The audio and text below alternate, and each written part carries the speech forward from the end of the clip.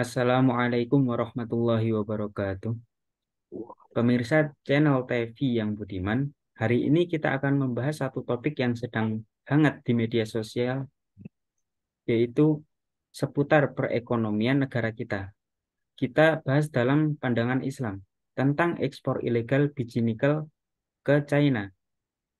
Dan juga telah hadir bersama kita pakar ekonomi Islam spesialis dakwah ekonomi, Bung Yuwana Triutomo. Kita sapa dulu Bung Yuwana. Assalamualaikum Bung, bagaimana kabar Anda Bung? Waalaikumsalam warahmatullah. Baik, Bung Adnan. Sehat, Alhamdulillah, harus sehat. Alhamdulillah. Baik Bung Yuwana, ini ada berita menarik tentang ekspor ilegal biji nikel kepada China. Bagaimana tanggapan Anda tentang ini? Terima kasih, Bung Adnan ya. Jadi memang berita ini betul-betul apa ya, kalau dalam bahasa Jawa itu nyulek mata. Betul-betul sangat menghentakkan betul. Ekspor ilegal biji Cina, ya ekspor ilegal biji nikel ke Cina kok bisa gitu loh. Lalu ini salah siapa gitu. Menteri Bahlil bahkan kaget dengan terbongkarnya ekspor nikel ilegal ke Cina itu. Jadi eh, Pak Bahlil ya, Menteri Menteri Investasi, Kepala Badan Koordinasi Penanaman Modal, itu mengaku kaget mendengar temuan ya, mendengar ada temuan ekspor ilegal biji nikel Cina itu betul-betul terhentak. Karena nggak sedikit itu ada 5 juta ton biji nikel yang diselundupkan ke Cina itu. Jadi dia merasa sejak larangan ekspor biji nikel resmi diberlakukan pada Januari 2020 tahun 2020 yang lalu sampai sekarang itu belum pernah mengeluarkan izin ekspor komoditas nikel itu. Bahkan Kementerian Perdagangan juga nggak pernah mengeluarkan izin itu. Lah kok tiba-tiba ada temuan penyelundupan penyelundupan biji nikel itu ya. Ini Pak Bahlil betul-betul merasa kaget juga. Modusnya kata dia, modus penyelundupan nikel itu dengan mengatasnamakan komoditas lain ya.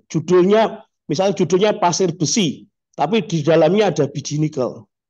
Ya bagaimanapun juga ya negara harus bertindak ya gitu. Cuma masalahnya kan sudah terlanjur dan kita tahulah ya. Bahkan sebelumnya KPK itu juga menduga ada 5,3 juta ton biji nikel diekspor ke Cina secara ilegal sepanjang Januari 2020 sampai Juni 2022 kemarin itu. Jadi ekspor ilegal tersebut diketahui ketika di cross check ya antara data di BPS berbeda atau ada selisih dengan situs web bea cukainya Cina. Kan sangat konyol sekali kan. Bayangkan selisih 5,3 juta ton loh. Itu kan selisih yang tidak sedikit, itu banyak sekali. Jadi aneh bin ajaib betul ini Bung Adnan. Jadi bahkan ya DPR itu menuntut agar pemerintah itu betul-betul bertindak atas keterlibatan ya, ada kemungkinan keterlibatan anasir pemerintah tentang ekspor ilegal 5 juta ton itu eh, ada gitu. Bahkan politisi PKS itu menantang Pak Luhut ya agar mempidanakan eksportir 5 juta ton nikel ilegal itu.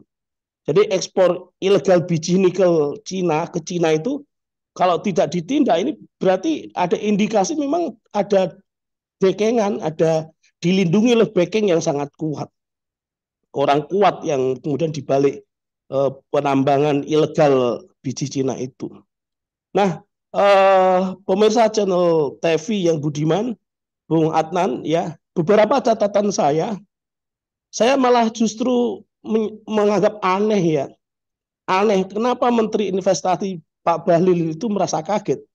Bagaimana mungkin menyelundupkan sangat besar ya 5 juta ton itu kan bukan bukan 5 kilogram, 5 juta ton itu kan itu nikel ya.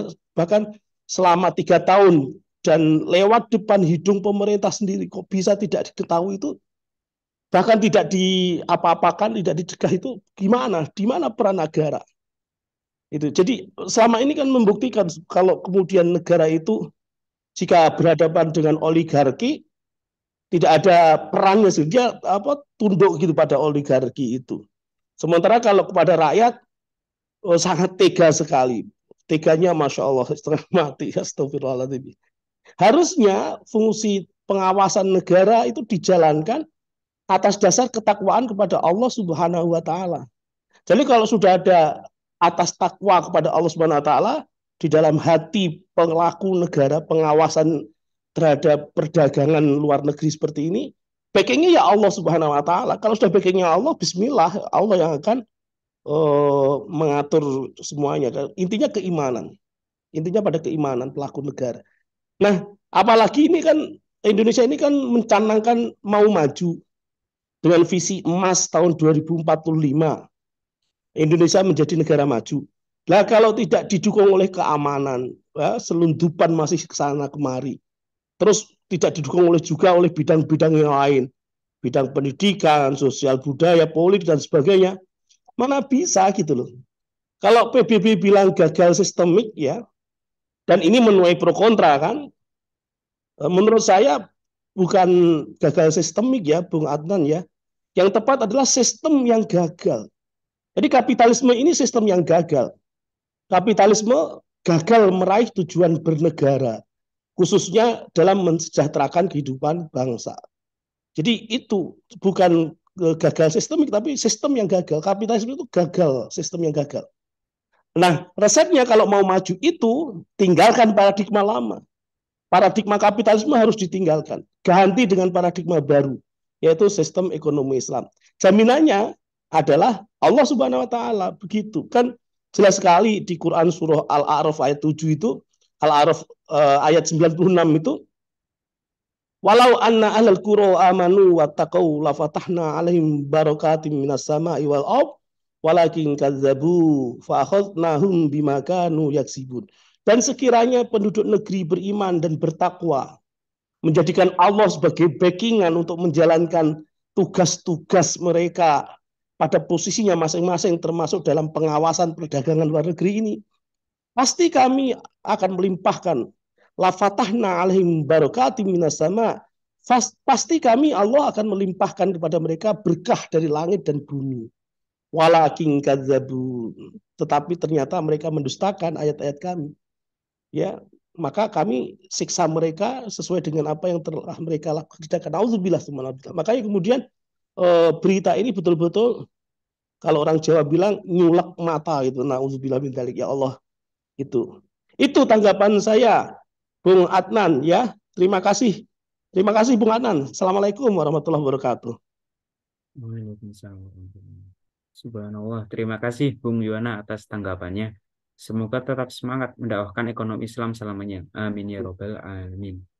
Demikian pemirsa channel TV yang budiman, pemaparan pakar ekonomi Islam menanggapi berita tentang ekspor ilegal biji nikel ke China. Semoga barokah. Sampai jumpa besok lagi. Terima kasih. Assalamualaikum warahmatullahi wabarakatuh. Waalaikumsalam warahmatullahi wabarakatuh.